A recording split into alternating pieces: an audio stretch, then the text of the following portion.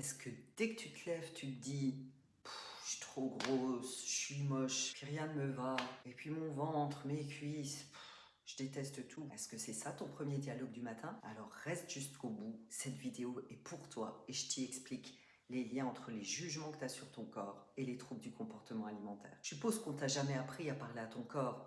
Alors tu fais comme beaucoup de personnes qui souffrent de TCA. Tu critiques, tu compares, tu juges, tu attaques, comme si ton corps était un problème à résoudre, un ennemi à dompter. Enfin bref, quelque chose à corriger quoi. Mais imagine une seconde que ton corps soit une personne. Une personne avec qui tu vis 24 heures sur 24. Dort avec toi, respire pour toi, te porte chaque jour. Et imagine que cette personne, tu lui dises sans cesse t'es nulle, t'es trop grosse, et puis pas assez ceci et trop cela, puis tu fais jamais ce que je veux. Dans la même journée, tu lui demandes allez, motive-toi, quoi, donne-moi de l'énergie, aime-moi, et puis change, quoi. Tu crois qu'elle le ferait? Bien sûr que non. Ton corps, c'est pareil. On peut pas obtenir de lui ce qu'on veut en le maltraitant toute la journée. Et surtout, ton corps porte bien plus que son apparence et des kilos. Il porte ton histoire. Alors dans mon parcours, celui que je raconte dans La faim au cœur, j'ai compris que mes kilos n'étaient pas des kilos de nourriture. C'était des kilos de solitude, des kilos de non-dits, de culpabilité, d'efforts à paraître forte,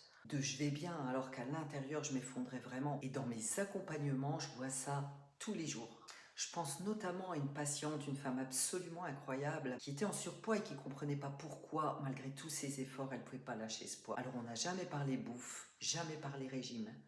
Et elle s'est rendue compte qu'elle portait sa famille entière, ses parents, ses frères, ses sœurs, et puis toutes leurs souffrances, leurs attentes, leur silence. Et en se reconnectant à sa place, en reprenant sa place, en posant ses limites, elle a perdu 12 kilos sans qu'on parle jamais de bouffe. Elle témoigne, je crois, sur Google Avis, tu peux aller voir. Alors aujourd'hui, j'ai envie de te donner 5 tips concrets pour transformer ta relation au corps.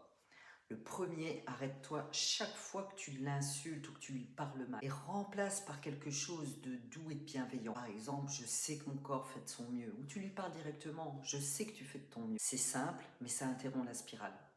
La deuxième chose, tu peux mettre la main sur une zone de ton corps que tu critiques et lui dire intérieurement merci de m'avoir porté jusqu'ici. Ton corps comprend l'intention, même si je suis sûre que tu n'y crois pas tout à fait encore. Le troisième type, observe ce que ton corps porte d'autre que des kilos et une apparence. Est-ce que c'est de la peur, de la charge mentale, des responsabilités trop lourdes, des émotions jamais dites?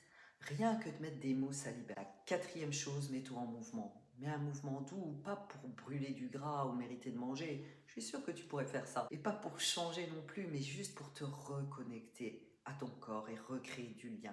Et puis la cinquième chose, visualise ton corps comme une personne. Et une personne loyale, fidèle, qui n'a jamais cessé de te porter. Comment tu voudrais lui parler? Et comment tu voudrais qu'elle te réponde? Dans mes accompagnements, on va beaucoup travailler en visualisation, en dialogue intérieur, en apaisement. Et dès que la relation au corps se transforme, eh bien beaucoup de choses se débloquent à une vitesse vraiment incroyable. Parce que ton corps, c'est pas ton ennemi, c'est ton allié, ton compagnon de route. Et tu peux pas avancer sans lui. Et il attend juste que tu recommences à l'aimer un tout petit peu. Donc je récapitule. 1. Tu t'arrêtes chaque fois que tu parles mal à ton corps et tu trouves quelque chose de gentil à lui dire. 2. Tu mets la main sur une zone de ton corps que tu critiques et puis tu lui apportes un autre regard. 3. Tu observes ce que ton corps porte d'autre qu'une apparence et des kilos et tu le remercies d'être. 4. Tu te mets en mouvement pour te reconnecter à ton corps. Et 5. Tu le visualises comme une personne et tu l'imagines comme une personne loyale, fidèle, à qui tu peux confier beaucoup de choses. Ok? Alors si cette vidéo t'a touché, pense à t'abonner, à liker ou à partager. Ça peut vraiment apporter de la lumière à quelqu'un d'autre. Et puis si tu veux aller encore plus loin, tu peux télécharger mon e-book sur boulimisolution.fr, découvrir mon livre La faim au cœur sur mon site ou sur Amazon, ou écouter mes podcasts où je partage mon parcours et des témoignages inspirants de guérison. En tout cas, tu mérites vraiment de retrouver une relation paisible avec ton corps. Je te dis à très vite.